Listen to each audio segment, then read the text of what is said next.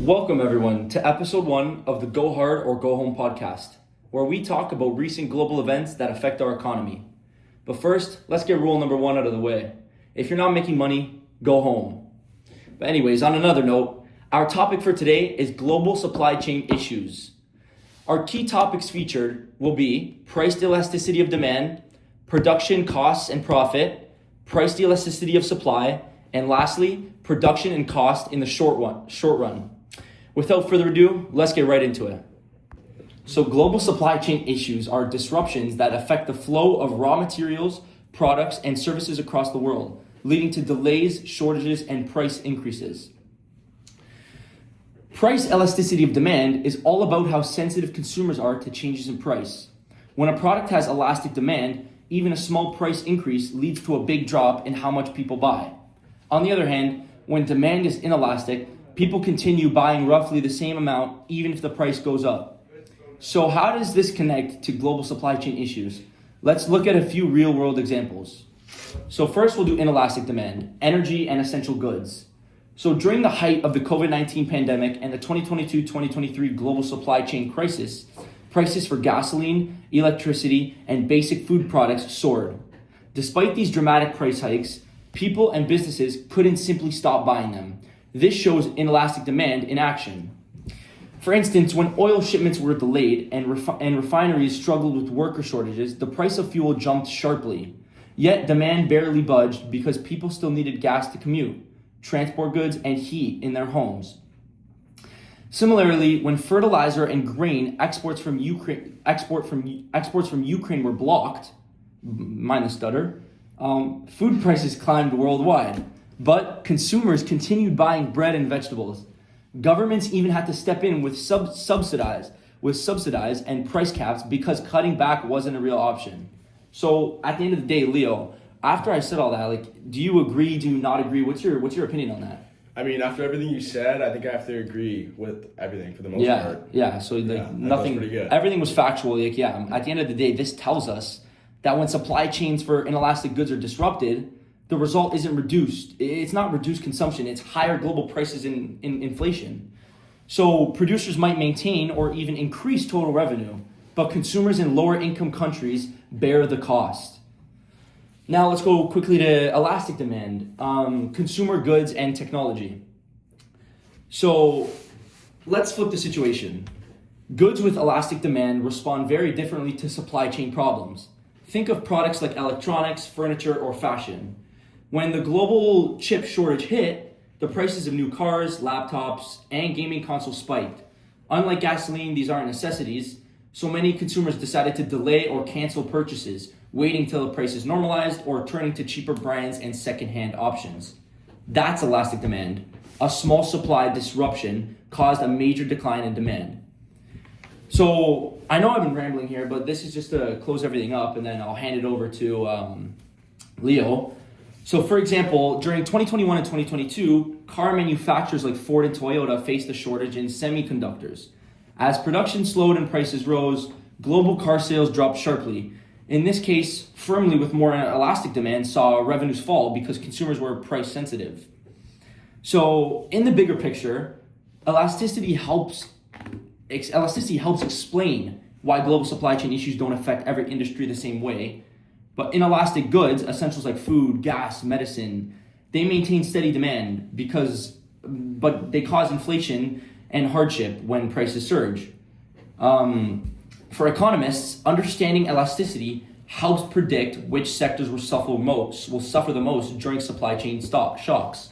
For businesses, it's a reminder that managing supply chain isn't just about keeping products moving, it's about understanding how sensitive consumers are to price changes. And that is how sensitivity shapes global markets. And that's how elasticity versus inelastic affects global supply chain issues. Thanks for that, Lucas. I'm going to be taking over now, and I'm going to be focusing on the topic of production, cost, and profit from Chapter 4.1 in economics. Production is the process of combining resources like labor, capital, and materials to create goods and services. Every business faces different kinds of production decisions. Some use labor-intensive methods, relying more on workers, while others are capital-intensive, depending heavily on machines and technology. This goal is always productive efficiency, producing at the lowest possible cost without wasting resources. When we talk about costs, we separate them into two types. Explicit costs are the actual payments a company makes, things like wages, raw materials, shipping, or rent. Implicit costs are opportunity costs, what the business owner sacrifices by investing time or money in one area instead of another.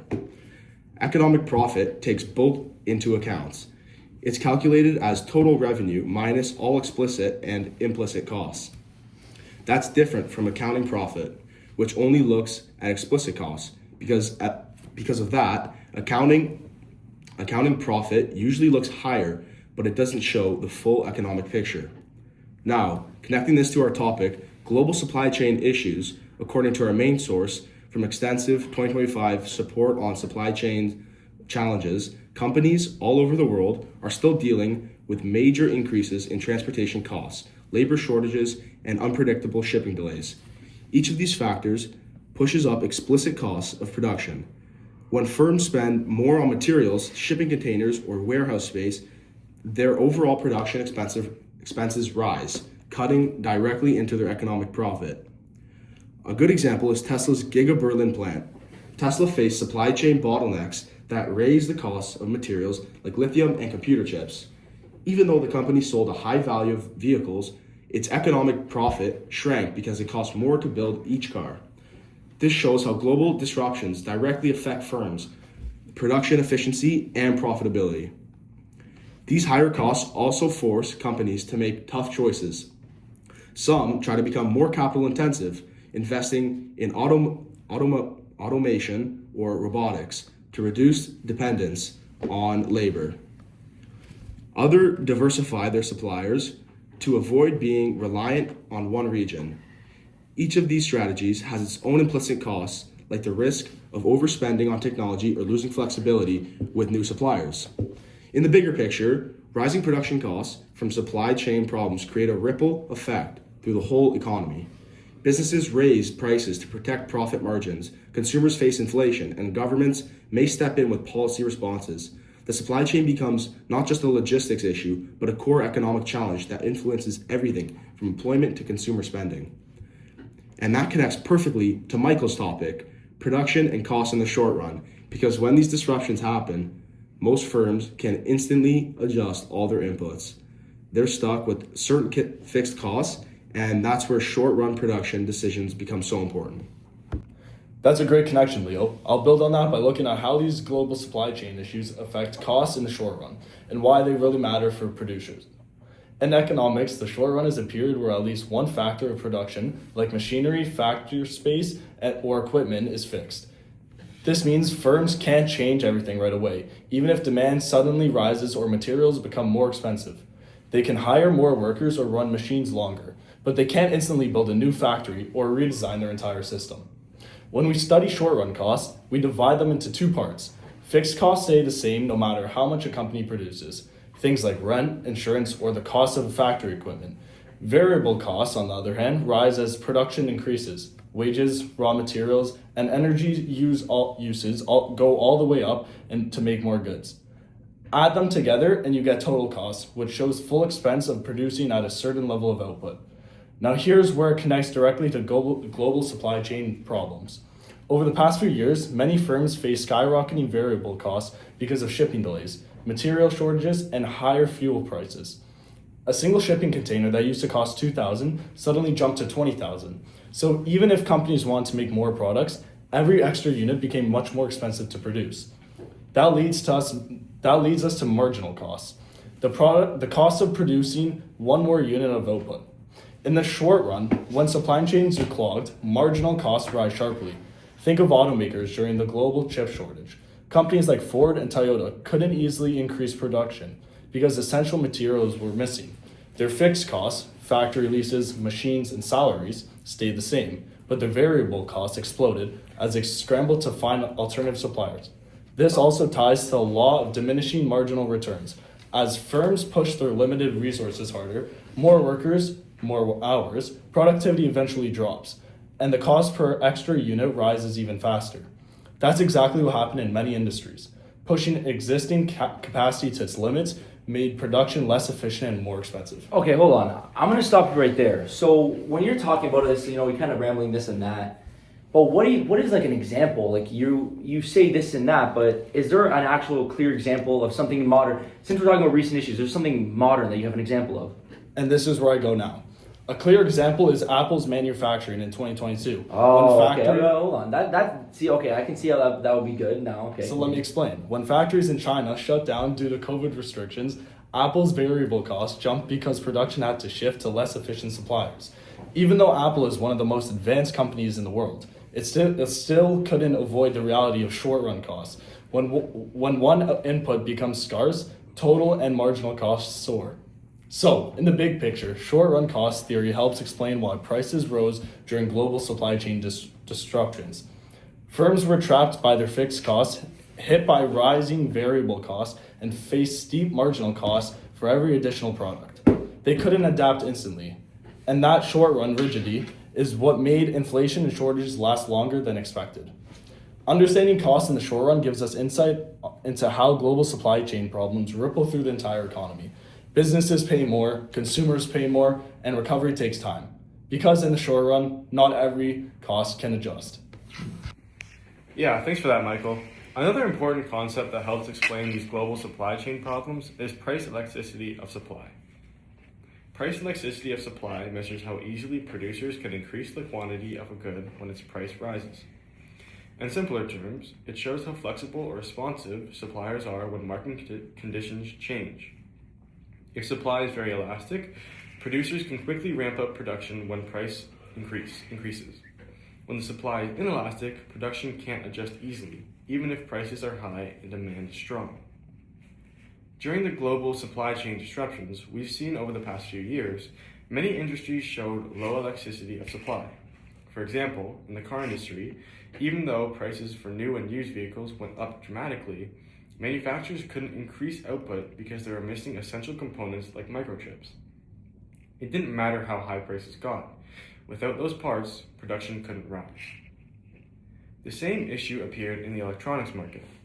Products like laptops, gaming consoles, and smartphones depend on long, complex supply chains that stretch across multiple countries. When one link in that chain broke down, whether from factory closures, shipping delays, or labor shortages, it slowed down the entire system. That's a perfect example of inelastic supply, where firms simply can't respond quickly to changes in demand. This lack of flexibility caused prices to climb sharply. When supply can't expand, even small disruptions create large shortages, pushing prices higher and increasing inflation. Consumers ended up paying more, not because demand exploded, but because supply couldn't adjust. On the other hand, products with a higher elasticity of supply, like basic clothing, paper goods, or furniture, recovered faster once trade routes reopened. These goods are easier to produce and don't rely as heavily on specialized materials, so suppliers could adapt and restock more quickly. So overall, the concept of price elasticity of supply helps us understand why some industries were hit much harder by global supply chain disruption than others. When supply is inelastic, the economy becomes far more vulnerable to shocks. And that's a big reason why prices spiked and shortages persisted during recent years. You know what, Tyler, thank you for that great point.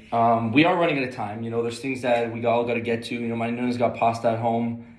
Anyways, the concept we spoke about, all these things we know about economics is for one reason.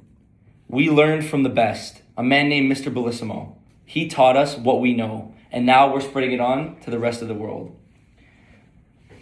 Like I said, the topics we talked about, Tyler's topic, Leo's topic, Michael's topic, my topic, it's all for the greater good. Again, I'm going to reinforce what I said earlier.